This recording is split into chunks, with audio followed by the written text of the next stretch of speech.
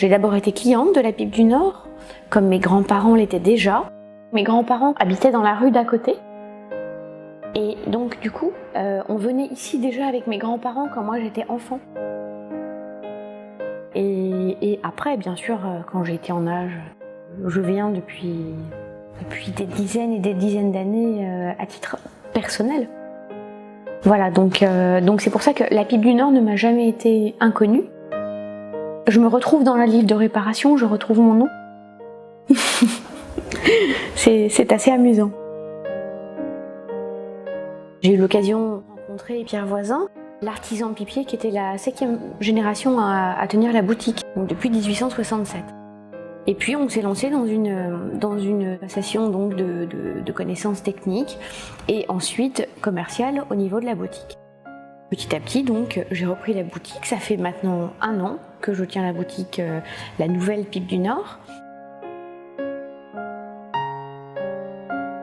La pipe est un objet effectivement, c'est une vraie Madeleine de Proust. C'est-à-dire que le souvenir revient par l'odeur, par le goût. Rares sont les gens qui sont insensibles à la pipe. Parce qu'une odeur rappelle un grand-père, une mère, un oncle, une tante, un bon moment, une situation, un lieu.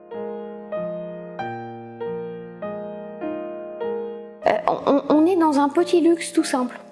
Voilà, c'est simplement, pour moi, la pipe est synonyme de temps qui passe et de bons moments à passer. C'est vraiment quelque chose d'assez intime, qu'on aime fumer tranquillement, on aime la toucher, on aime l'observer, on aime la bourrer, on aime la nettoyer. Et puis aussi que c'est moins nocif. Moins nocif parce que ça se fume comme le cigare, donc on n'avale pas, ça ne descend pas dans les poumons.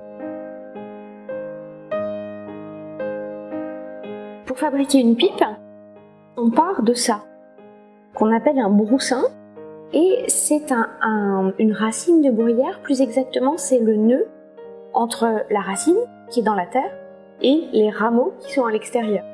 À partir de ça, du broussin, donc vous voyez avec cet aspect granuleux, nous on dégage ça, qui s'appelle un ébauchon. Et c'est à partir de ce cube de bois, taillé, qu'ensuite, si vous voulez, on fait la tête de la pipe. Et chaque ébauchon donne une forme différente. C'est le bois d'abord qui parle et qui décide pour la forme que ça va être ensuite. Ce qui fait la beauté et la rareté d'une pipe et surtout le fait qu'elle ait bon goût, c'est la qualité du bois. Et ensuite, c'est l'ouvrier, c'est l'artisan pipier qui dit bon, ça, ce sera bien pour tel type de forme. Là, on peut se permettre donc d'avoir un tuyau plus long par rapport à la forme. Ensuite, en dernier lieu, on s'occupe du tuyau. Vous avez différentes qualités de tuyaux, du plus fait main au plus industriel, mais quoi qu'il en soit, le tuyau doit toujours être ajusté pour arriver à un ajustage parfait entre je vous prends si vous voulez, entre la tête de pipe et le tuyau. Et après, tout est permis, tout est possible. La seule limite à la forme, aux finitions d'une pipe, c'est l'imagination du pipier. C'est tout, il n'y en a pas d'autre. La boutique pourrait être comparée à une vieille dame parisienne, mais qui est très en forme et qui est repartie pour un tour, on va dire. Hein. Donc non, je suis très heureuse de pouvoir fêter les 150 ans de la boutique.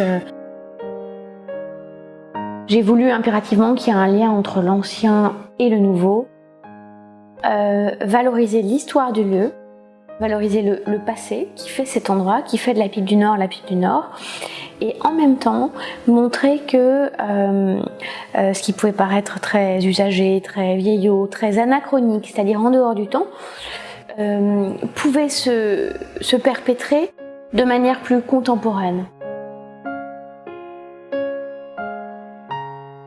Et je suis vraiment contente d'avoir pu permettre à cette institution de rester là et de ne pas se transformer en magasin de téléphone portable ou vente à emporter de n'importe quoi.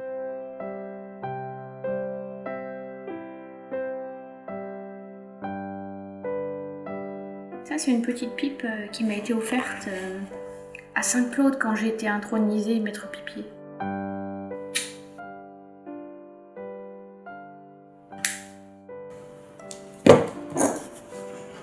Ah, elle est pas mal. Un petit peu aromatique.